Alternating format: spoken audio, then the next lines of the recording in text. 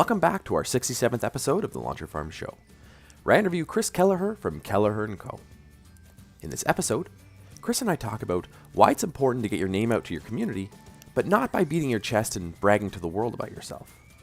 And Chris shares how his team focuses on getting involved in the community and how they promote themselves without being salesy and pushing real estate down their throats. And we talk about what they do to attract clients that love working with them and how they build trust and rapport in the community to continually find more clients. Chris also shares a super easy way to partner with local businesses and people in your farm so that you can give back to the community and create a lasting impact. And Chris shares how he's built his team to allow his agents to take charge of their time, create a business that lets them live a comfortable lifestyle, and not feel trapped in the business.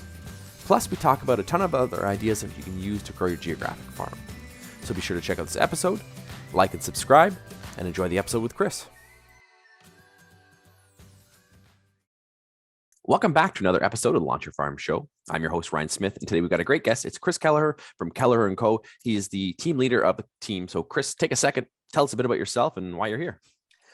All right, thanks for having me on. I'm here just obviously through the recommendations of the people that you were on the podcast with. I believe it was Joyce down there with the Dan Gemis team. And, I do a unique type of farming that I believe you cover a lot. And I thought I'd jump on the program and have a little chat and see where we go. Awesome. Yeah, I'm really looking forward to diving into how you do it because you've got to put your own personal spin into things and taking your personality and basically fed that into the community. So before we dive into that, I want to go back into kind of your history, how you got to where you're at. So how did you get into real estate and why? Well, how I got into real estate is kind of scattered. We lived overseas for 7 years as teachers. Both of my wife and I have masters in education. And when we came back in 2008, the world economy crashed and I was forced to do something quickly with a pregnant wife and a baby. So I just sort of jumped into this as something I always thought I would get into at some point because I thought it would be very easy money.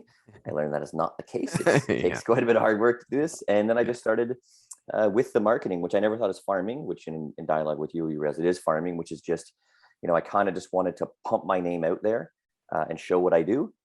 And eventually my individual business grew past what I could manage emotionally in terms of the demands of our clients, as you know. Yep. And you want to be able to continue to provide the service you once were as your client base grows.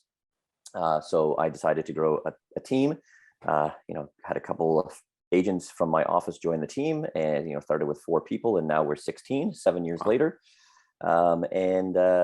Just sort of started from that marketing, lay the framework, get it out there. I think of it as shine my bat signal in the air and people will come versus go out and get the business. I'm more so look what I'm doing. If you enjoy it, come see me type stuff. Yeah, that's something I'm definitely a big believer in that letting people know who you are, being, like we talked about, your authentic self and showing who you are, what differentiate you. It's not going out there and beating your chest, but you're still just letting people know this is what I do. Here's the services I provide, but also additional stuff. And that's what I really want to dive into. But I want to go back just for a second because you talked about the team growing. And I want to dive into that for a minute because you said you grew it until you couldn't handle anymore. And I find a lot of agents struggle when it comes to farms is they take on too big of an area or they focus on too much and then they can't handle it. What was that like for you to make that decision to say, okay, hey, it's just me now. I need to get that extra help. What changed? What happened in your business for you to actually take that leap? I got a couple emails from clients that just said, by the way, I'm working with someone else. You're clearly too busy for me. And I was just not being immediately responsive. Kids were getting a bit older. You wear down emotionally. And I realized I just wasn't providing the service I needed to. So I needed to figure out a way to continue to provide this service, be there for clients, and especially things like, a last minute showing or something like that, or just an email where they want a quick response. Sometimes, for one person, you get up to 40, 50, 60 deals a year, plus all your listings, plus maintaining communication with all your clients, and people, you think 40, 50, 60 deals a year, that's not 40, 50, 60 clients, right? Most of the work we do as agents, 99% of it is for free. And until we get a transaction, right? So it was just getting to that point and then being disappointed in myself. I just thought, I need to find a way to scale this out. And I felt I could help agents do as well as I did using the marketing and the service tools that I used. Mm-hmm. And I think, I'm a teacher by trade. I'm a leader, at the core of who I am. And I thought I like that coaching, training, leading thing. So I'm going to try to grow this team. And I went into it with absolutely no plan at all, apart from see where this goes. Yeah. And here we are. And the reason I ask that question is because for a lot of people, when they start to grow their brand, they start to grow their business, it's about themselves. It's about their own name, their own face, their own image. And you've done a great job at kind of transposing both of those, your face and your image and your reputation, but still growing that team. So how did that look like for you? Because I know a lot of agents are great at getting out and promoting themselves, but then struggle with that growth from me to we. What did that look like for you then? For me, I realized my team now, we have a give first mentality. That's how I started this. The give first was the trust first. I knew what I wanted off my plate, and I knew I needed to either trust the people that were coming on or it wasn't going to work. And I just sort of dove into, passing off even my biggest and best clients to be helped out, sometimes by both of us, trading off who's available, what's happening. And I didn't second guess or make it about me. My one thing I was tremendously aware of is how many people I knew that started teams that didn't work, because it was a bunch of people helping that team leader become something else, become bigger, while they, were, lackeys or, people just helping out here and there. I made it about us. I did keep Keleher because there's some brand equity in that. Yep. We talked at the beginning about giving it a name, calling, North Realty, whatever it is. So it's not about the one name, but the name was really what had built what I had. So I was a bit worried about losing that or rebranding then.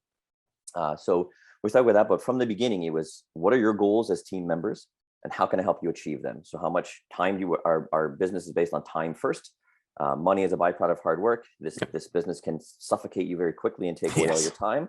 So it was, how do we balance our time? How do we work together? How do we create, every client is a team client. It's not yours or mine, or I did this and you did that. It's, we are doing this together.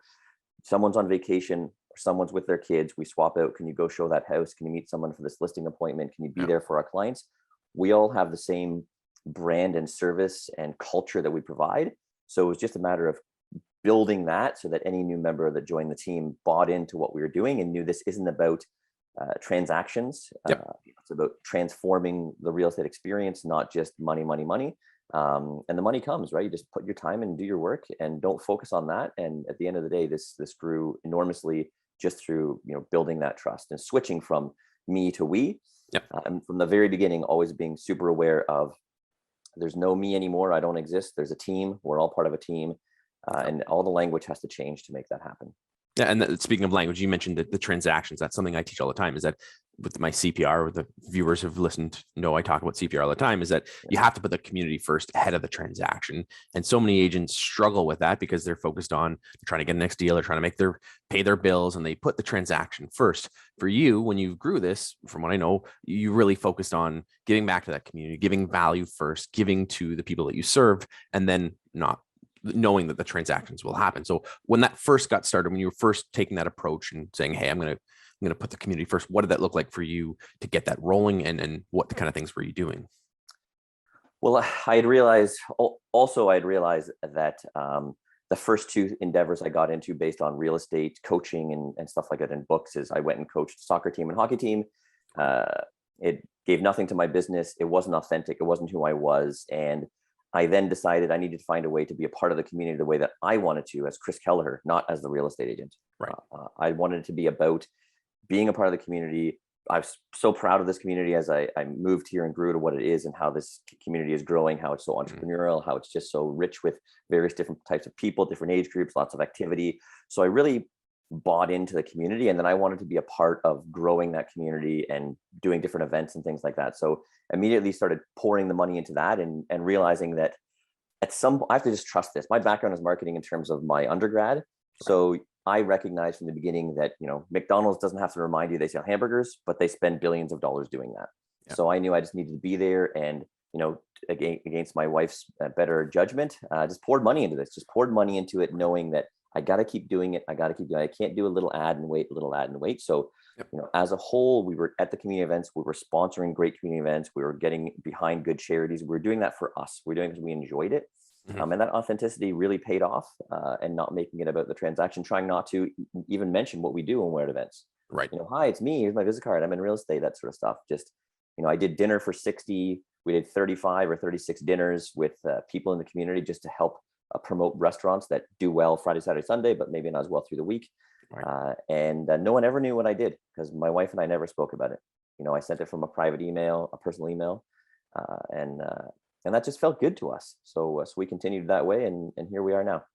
And I think, like you said, you felt good about it. It then makes you want to stick with it, because this business can be tiring. This can be draining emotionally. It can be you're questioning whether this is even the right move for you at times. And when you're focusing on things that you enjoy and focusing on things that the community will enjoy, I think in my opinion, in my experiences, it makes it a lot easier to weather through those storms for you, to really stick with it and go, hey, I'm still enjoying this, and it's still bringing me business, and not just focused on the transaction itself.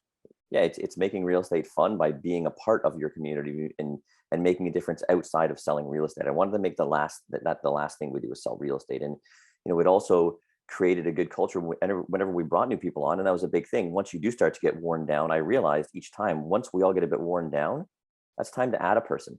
Right.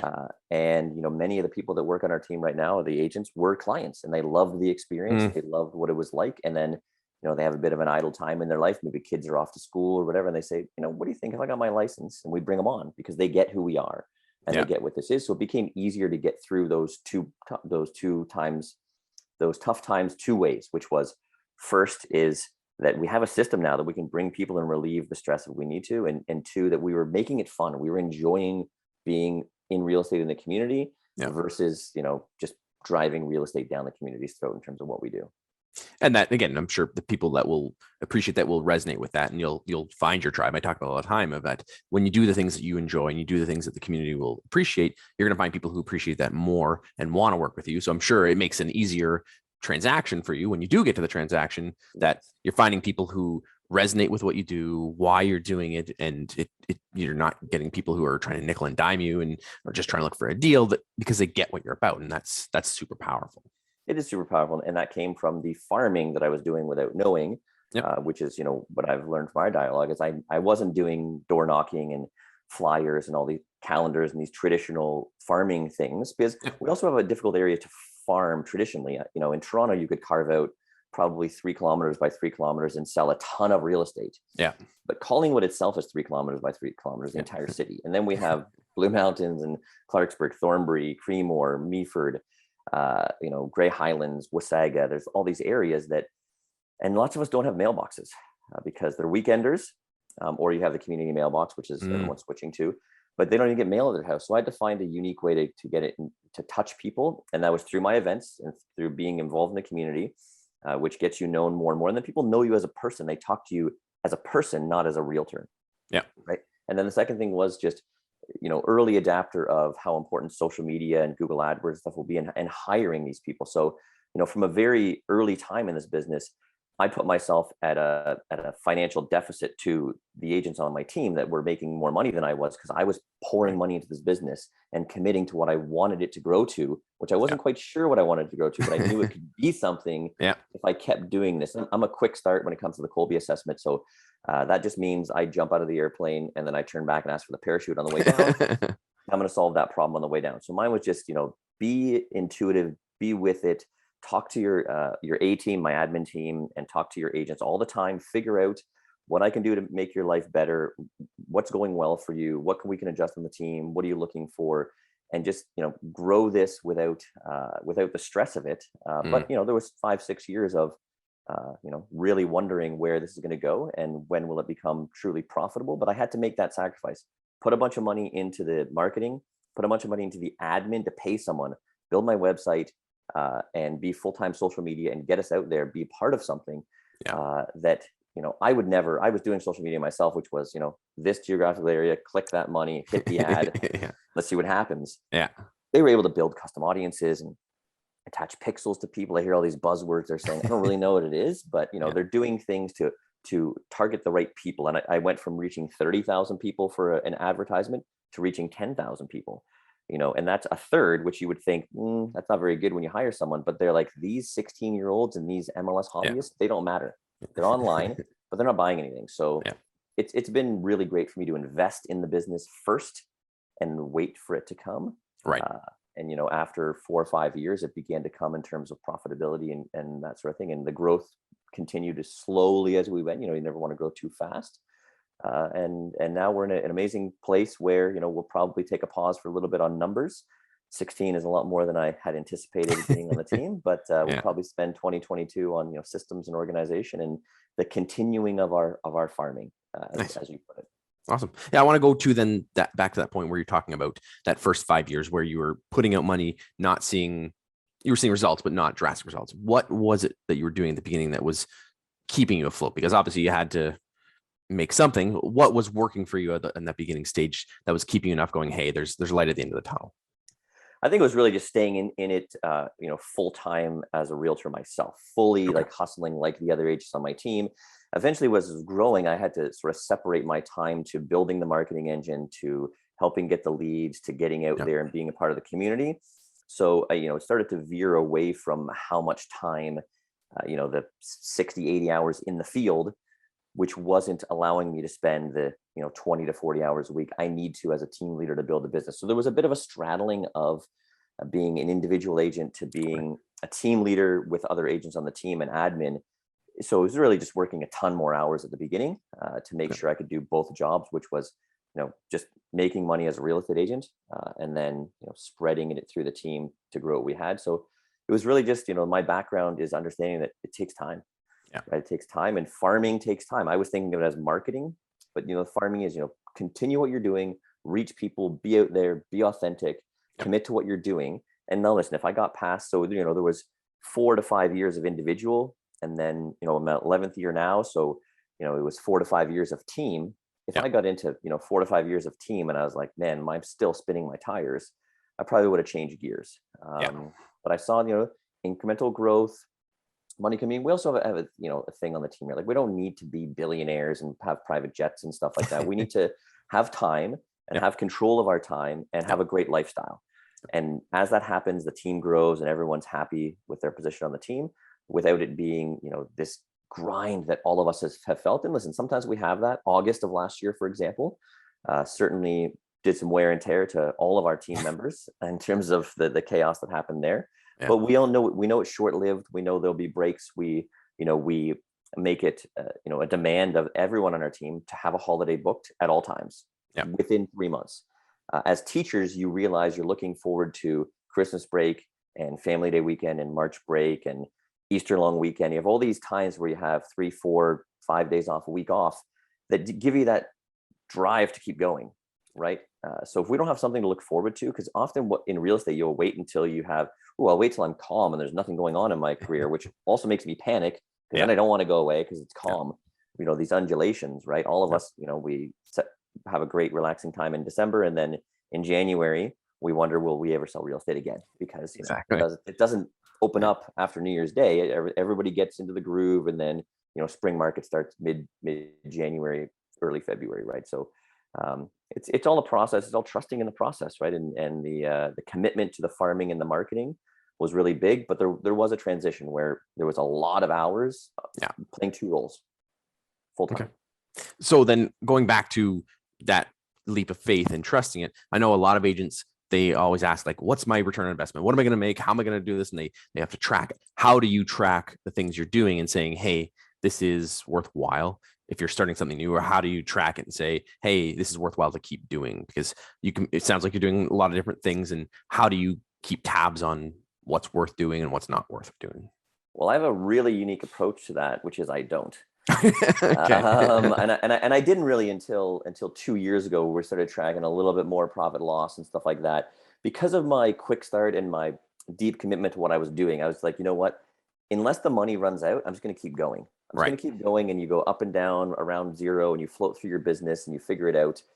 So I do in the back of my mind track what's working, what's not. I do a lot of networking with other realtors around Ontario, around Canada. Yeah. I go to a lot of events and conferences, stuff like that. So then you learn to think about little things like, how much am I spending on print material? Where's that going? What is my result? Where's my return on investment best? We have realized it's community-based stuff. It's the events we do. We do a fall festival, a movie morning for 500 people each in the community, not just for clients. We do this for our community. You don't have to be, Keleher clients to attend these. Yep.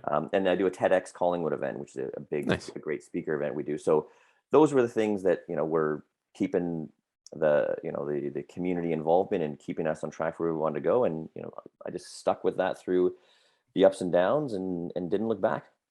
So what things have you enjoyed the most doing? And then what things have you done that you didn't maybe not enjoyed, but has been worthwhile for the business? The ones that I didn't enjoy, that'll be tough. I don't enjoy 60, 80 hour weeks and late nights and stuff like that. But the things that I do enjoy really is what happens inside my team. I Mm, mean, we all love a great client experience where they're truly appreciative of what you do, and they don't make it about the fees or anything like that. That's something that you love. But watching we have 8 full-time agents on our team right now, watching them grow and succeed, watching them mm, be able to have 6, 8 weeks vacation a year and make a great income and not feel forced. I got clients, I can't go away, because we just step in and someone else helps with the clients. We know what people want.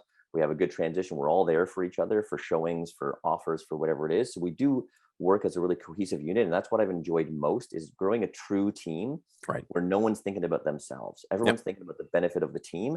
Whether you're admin or agents, everyone knows that the different types of jobs those are. One involves a lot more risk, in terms of being on call and stuff as an agent. But my biggest enjoyment is helping those people in my team succeed and seeing it work, right? Because Yeah. I have this vision in my head that I'll be able. You come in here, you tell me how much money you want to make, how many hours you want to work, how many weeks Yep. you want off. We'll build a plan for you this year, and I'll help fill your pipeline and keep you busy when you need to be, Yep. and covered when you don't. And that's really what I've enjoyed most about this business, along with being such a great part of our community and using this platform to give back. Which is huge. And the community appreciates it in a different way than if you're just real estate based. And when so many agents are just transactionally based, you are just another agent. You are just another team that they all think the agents are the same. But when you shift to that community based approach, they see you differently. They appreciate it. Like I said, you'll find your tribe. What kind of impact have you had on the community, and what's been something that's really impressed you? Because I think a lot of agents look at this business, if they're just looking at transactionally, just they don't get motivated because they can't see the difference. So what have you done where it's like, man, that we gave this much money or we made this impact in the community? Well, I don't have the numbers, on hand here, but for the Georgian Humane Society, we give a certain amount per deal to them. Nice. For the Humane Society, our Humane Society is, it's a small town. It's $1 million annual business that is all generated through fundraising and grants, and they put 1,300 to 1,500 animals through there annually. So it's Wow. it's quite a big operation and a big part of our community. We're a pretty pet heavy, pet loving community. So that one's, we also give a portion of all our deals to the our My Friend's House, which is a charity that Royal LePage has nationally, but we also have local, My Friend's Houses for the women's shelter. That's been huge for us. The community events are great. I mean, we get amazing feedback from the community on our fall festival, and having, we feed the whole community, and our community partners are really big as well. What we realized early is we started holding these events. We started creating community partners, which was, we promote them. We give Yep. away our client gifts. So we put them into the businesses we like best in the community. Yep. And those businesses support us. They, all the food was provided for all of our fall festivals for 500 people. All the wineries, breweries, cideries, they give us, the booze. Wow. Bars will sponsor our band.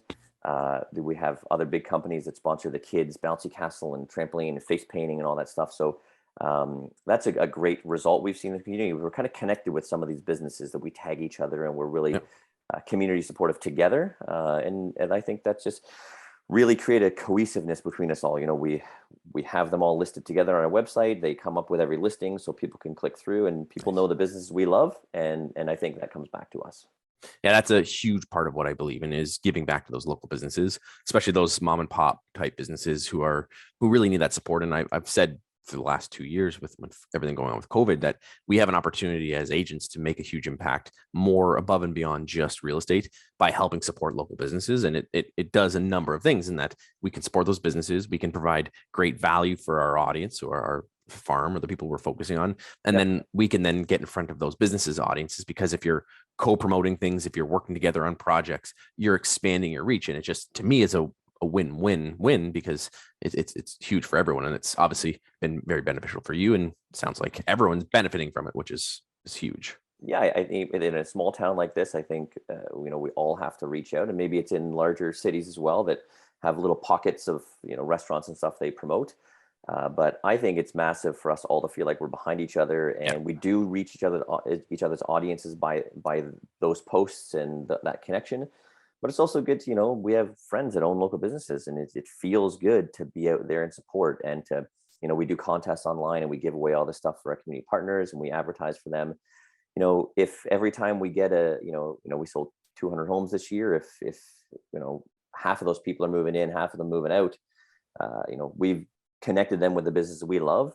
And when you move into a community and the first thing you do is go to Northwinds for dinner and go to Kamikaze and get some new stuff for your kids' bikes or something, Yeah.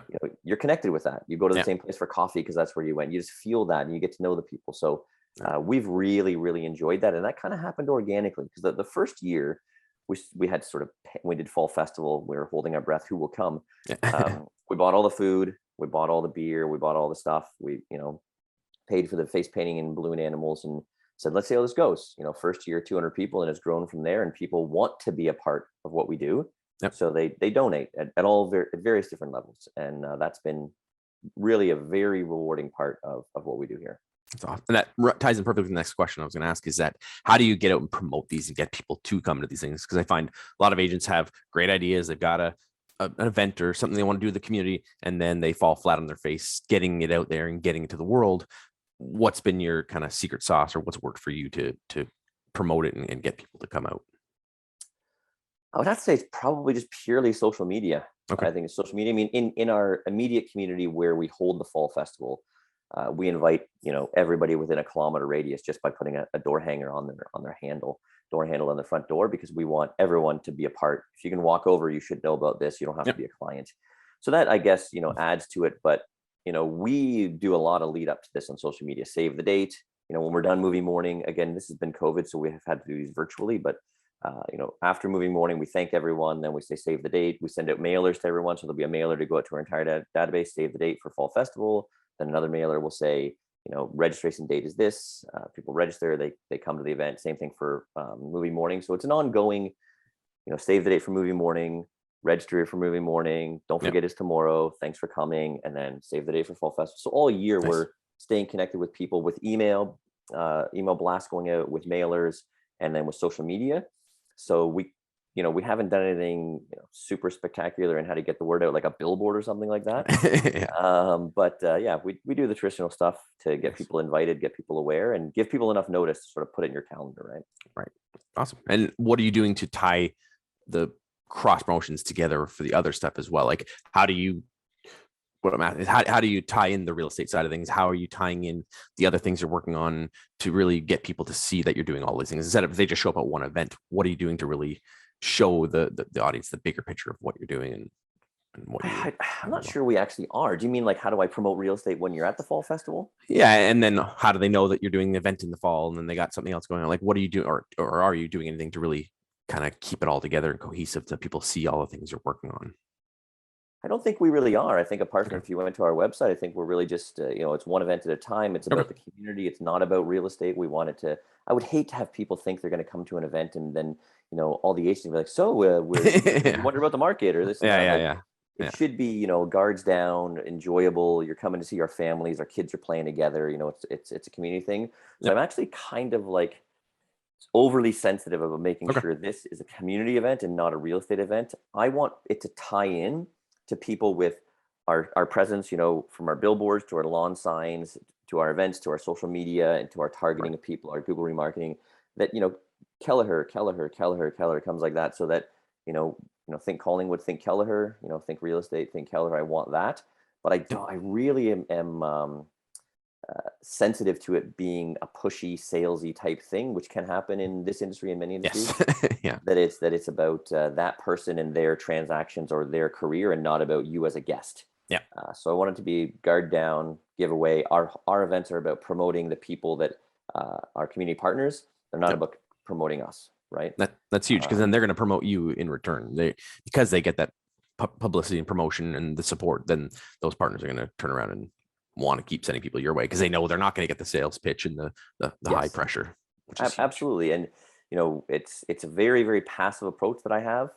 This isn't something that will work for everyone in terms of just trusting the process. But for me, I just there's nothing worse than feeling like an awkward situation where someone like doesn't want to talk to you because you're in real estate, or they don't want to tell you about they might be selling their home. Like, there's enough business for everyone in this community. There's lots of people, neighbors of mine that, have someone else they work with, a friend, a cousin, whatever, that they want to work with. And we have to feel a bit more free about that. I really want the authenticity and the passiveness about this. Everybody knows what I do.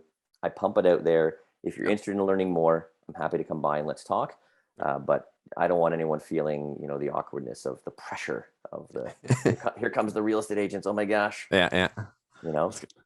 So you mentioned earlier that you are in an area that is a lot of second homes, vacation properties. What do you do to reach those people? Because I know I get a lot of calls from agents and looking for help on how to do that in their area, because it can be difficult to connect with people because they're not always there. So if you're doing your marketing, you're half as effective or a quarter as effective because you're not there. What are you doing to reach those people and continually stay in touch with them too? Well, at the beginning, I used newspapers in Toronto to try to get it out there. I realized, there used to be Ellie Davis, I think it's her name. She's still in real estate. She was, every day, every week, every paper, nonstop. And I looked at the cost of that and I thought, man, you got to really, know this is going to work for you. So that's where I switched to social media. We can target that exact geographical area. We can do age groups, genders. There's so many ways we can reach them. So we reach them through that. Friends of friends. We use the Royal LePage Chairman's Club, which is the top 1% of realtors across Canada. Last year we ranked 12 out of 19,000. Wow. And we're very connected to those people. And a lot of them are in the GTA. Right. So, friends of friends advertising on Facebook is really big when you know all the top agents in the city. Yep. So a lot of crossovers happen with networking. I do a lot of speaking on stage. So I connect with other realtors and when I'm doing speaking and coaching on stage. So that helps us. And then the ongoing connection with them. Once you've reached out to us, you become, a part of our database, and we don't send out salesy type stuff. We're going to send you market information. We're going to send you invitations to our events. So you kind of always know we're there without it being the best thing I think we can do is connect with people, not about real estate, just about the community, about, what's happening here. And then, over time they reach out, what, we're not even really selling, but we're wondering about a valuation or what did my neighbor sell for? We want to be available for that. Our new listing guide we're setting up right now, that the front cover says beyond the transaction, which is something I've wanted to really promote. Is you don't need to talk to us just because there's a transaction. I want, listen, we can help you figure out what renovations to do, where to put your best money. Our staging team is a styling team, is a decorating team. They can help you with paint colors and organizing a room or things like that. So we want to be in touch with people between the transactions, because really, when, I said how much, time we work for free and how often we get paid. Same thing is for people in their lives. How often does someone actually need a realtor? Yeah. 1%, 2% of their life, maybe. Yep. Right. So for the most part, we want to target those people outside of the transaction. We're here when the transaction happens.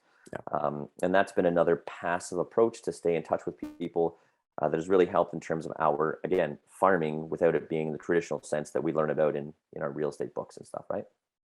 So now that we're kind of coming out of COVID, things are kind of getting back to a little bit more normal. The last few years have been a little bit weird. I know interviewed a lot of agents for the last year and a half, shifting things. Where do you see things going now for you guys as we start to kind of get back to normal when it comes to community events and things happening for your team and for the community?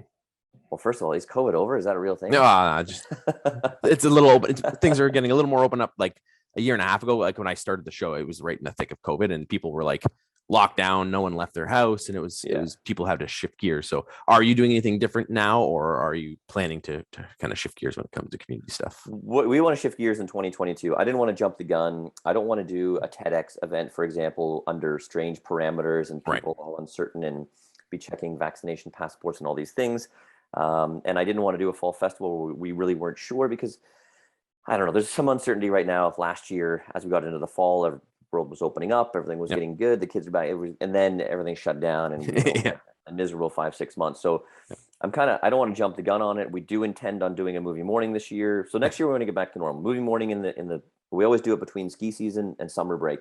Nice. When we know there's a little bit of a lull for people there on a Saturday morning, we book out the whole theater and have everyone in there. So that's we for sure want to do that unless something strange happens. And then we'll do the fall festival next fall. We'll do TEDx after that. Yes. And also what we hope is to get back into being at the community events. There's so many, we have a big food and drink town here. There's also events with mountain biking, skiing, and ski days, stuff like that. We'd like to be the sponsors at these events. Yeah. And whenever we sponsor, we don't just write checks. Yeah. We're coming to the event. We're setting something up. We're being a part. Like, we're making a difference at the event somehow. Versus just, because I mean, every day we get an email from someone saying, we have this event coming up. Can you give us $1,000, $2,000, or this and that? And for a while we just worked because it was easy. Look at all this money but we weren't getting any reward from it personally. We want to be at these events. Yeah. So hopefully 2022, there's more events.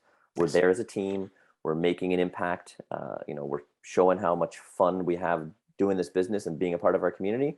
And that's huge, right? When we're at the village at an event, when we're down at the waterfront at an event, whether it's food or running or, some Spartan event at the mountain or something like that, we want to be there promoting, this great community and how much fun we have in it. That's it. And then if you want to reach out to us for real estate, you know who we are. You see us online. You know how to reach us. We're not hard to find.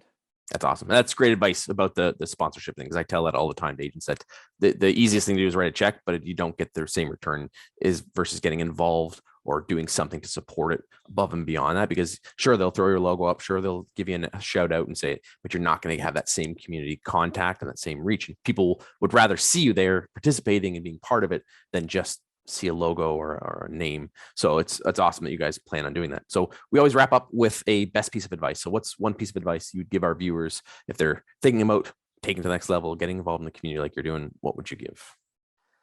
I would say trust the process. I would say if you're going to do this, it takes 2 years.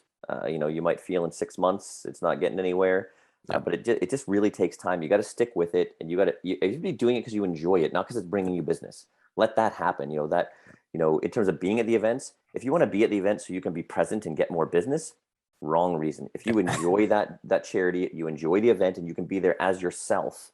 Yeah. Even at these events, we're not going to talk about real estate. People, nope, let's talk about this tomorrow. This is about this charity. This is about this event. So I think pick things you really enjoy and be there with your team and truly enjoy it. So I'd say for sure. And then if you want to build a team of some sort, decide whether you're actually a leader, whether you want the stress of being a leader, and really what your goals are. And if you can fully trust just to give the business away, and what you give, you get, and it all returns, and everyone's doing the best they can for the bigger picture, which is the brand. So stick with it and decide what you really want in real estate before you take that next step. Decide your time, your hours. Do you want partners? Do you want employees? Do you want other agents to work with? What do you want? Really think about what that looks and feels like every day, and set lofty goals, but reasonable goals. Take your time with it. Awesome. That's great. Yeah, great advice for our agents as well. And we always wrap up with a best book. So what's one book that you'd recommend that's had an impact in your life, or you think would have an impact in our viewers' life as well? Well, the Keller Williams, What's a Millionaire Real Estate Agent, was one that I read early that set me sort of on the right path of thinking of this as I wanted to as a business. But I think the real true impact one is called The Subtle Art of Not Giving a Fuck. Yeah. By Mark Manson. I'm not sure whether to swear on this, but I'm just saying the book.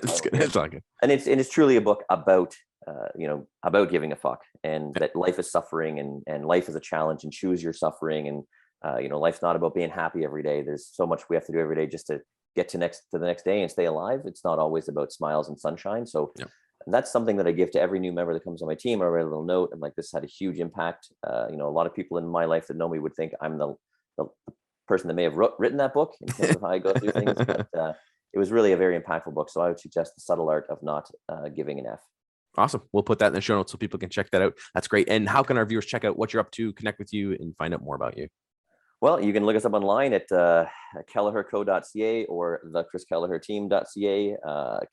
We have so many different URLs, but look up Keleher Collingwood. You can find us, and watch very closely for our new brand being launched, which will happen this week. You'll see the billboards, the signs, and all the social media coming down the pipeline. We're very excited to get into 2022 with an amazing new brand, elevating everything that we do. And our service to our clients and such. So it's an exciting new year we're about to come to. But if you want to find us, Keleher, Collingwood, Google, you should find us pretty easily. Awesome. We'll put that in the show notes as well so people can check that out. So thank you for being on the show. I really appreciate you again sharing your wisdom, your insights, and your passion about it. And I know your community obviously appreciates it. And I know my audience is going to appreciate the wisdom you're sharing. So thank you for being on, and looking forward to hearing what you do in 2022 as well. Awesome. Thanks so much for having me. And we will talk to you very soon. Awesome. Thank you. Thanks for checking out today's episode. If you'd like more videos like this, be sure to like and subscribe to our YouTube channel. Check out our Facebook page and our other social media channels.